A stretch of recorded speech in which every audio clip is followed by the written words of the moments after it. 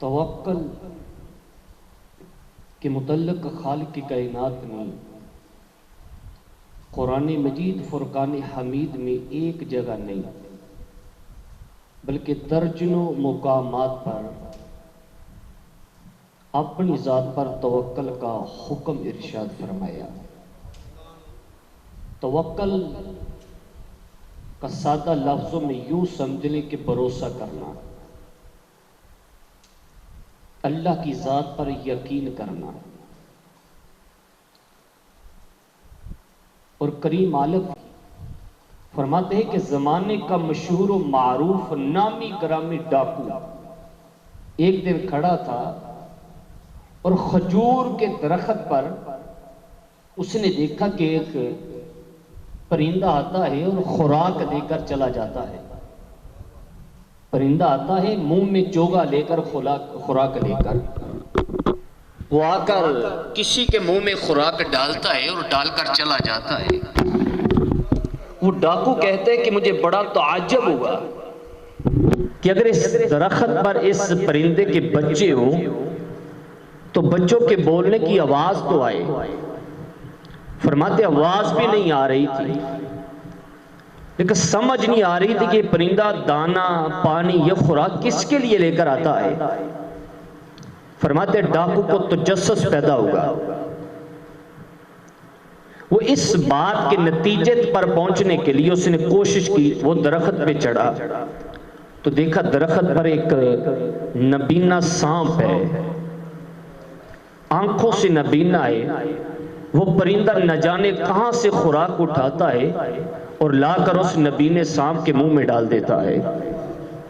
علامہ دمیری علیہ رحمہ فرماتے ہیں وہ ڈاکو تھا، عرض کرتے ہیں مالک مولا عجیب بات ہے، سانپ زہریلا ہے، حکم ہے کہ اس کو مار دیا جائے، لیکن تو نے ایک پرندے کی ڈیوٹی لگائی ہے کہ وہ اس کے منہ میں چوگا لا کر ڈال رہا ہے، اس میں حکمت کیا ہے؟ کریم مالک نے فرمایا بے شک سانپ ہے لیکن میری مخلوق تو ہے نا، میری مخلوق تو ہے نا۔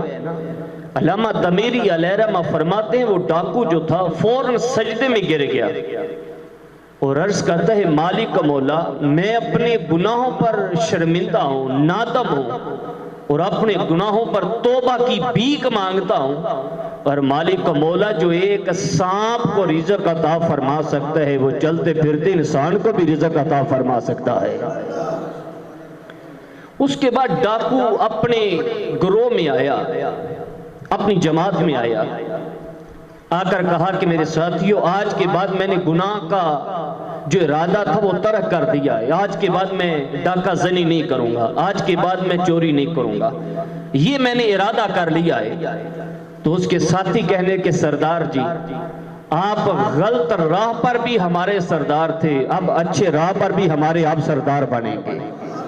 اگر آپ کو توبہ کی توفیق مل گئی ہے تو آج کے بعد ہم بھی اپنے گناہوں کو چھوڑ کر سچے دل کے ساتھ توبہ کرتے ہیں۔ وہ سارے کا سارا جو گروہ تھا، جماعت تھی، اس نے ڈاکہ زنی سے توبہ کر لی اور مالک کے ساتھ صحیح معنوں میں صلح کر لی جس طرح صلح کرنے کا حق ہوتا ہے۔ انہوں نے سوچا اب کسی شہر چلتے ہیں اور جا کر شہر اللہ کو یاد کرتے ہیں، اللہ کے ذکر کی محفل کو سجاتے ہیں۔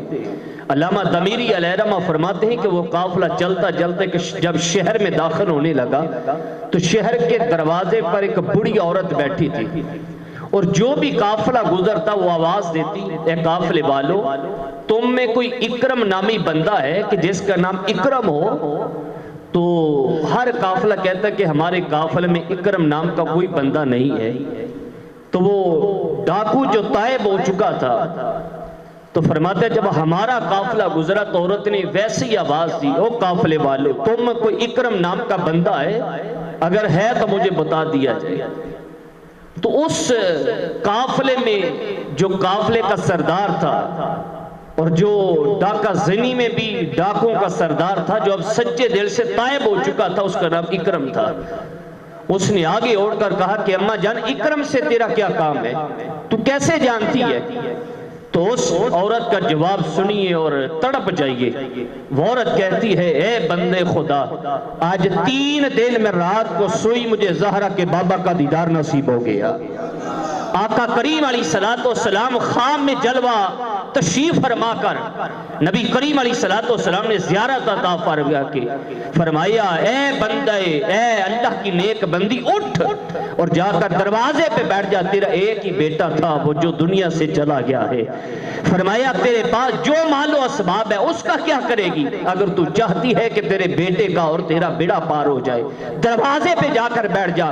تھوڑے دنوں کے بعد اس دروازے پر اللہ کے ساتھ صحیح معنوں میں صلح کرنے والا اکرم نامی بندہ آ رہا ہے. فرمایا وہ اس کو مال دے دے، اللہ تعالیٰ تیرا بھی بیڑا پار فرما دے گا، تیرے بیڑے بچے کا بھی بیڑا پار فرما دے گا. فرماتے ہیں مجھے 3 راتیں ہوگی حضور کا حکم سنتے ہوئے اور حضور کا دیدار کرتے ہوئے.